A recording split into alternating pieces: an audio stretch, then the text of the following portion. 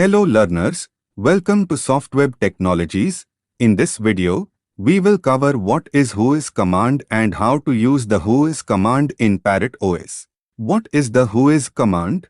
The Whois command is a networking tool used to query the public Whois database, which contains information about registered domain names and their associated registrants. The Whois database is maintained by the Internet Corporation for Assigned Names and Numbers, ICANN, and is publicly accessible. What information can you find with the Whois command?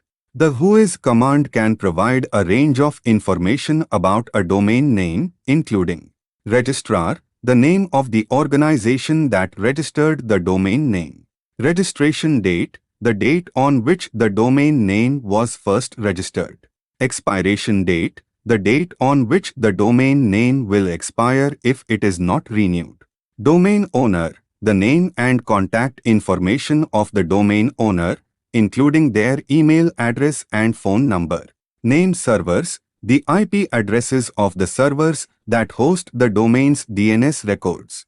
Let's see practically. Open the terminal in Parrot OS.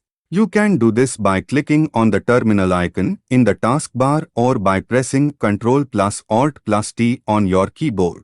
Once you have the terminal open, type in the Whois command followed by the domain name or IP address that you want to look up. For example, if you want to look up information about the domain example.com, you would type whois_example.com. After you type in the command, the terminal will display the Whois record for the domain name or IP address you entered. The record will contain information such as the domain registrar, registration date, expiration date, and contact information for the domain owner. Conclusion: using the Whois command in Parrot OS is a simple way to quickly find information about domain names and website owners.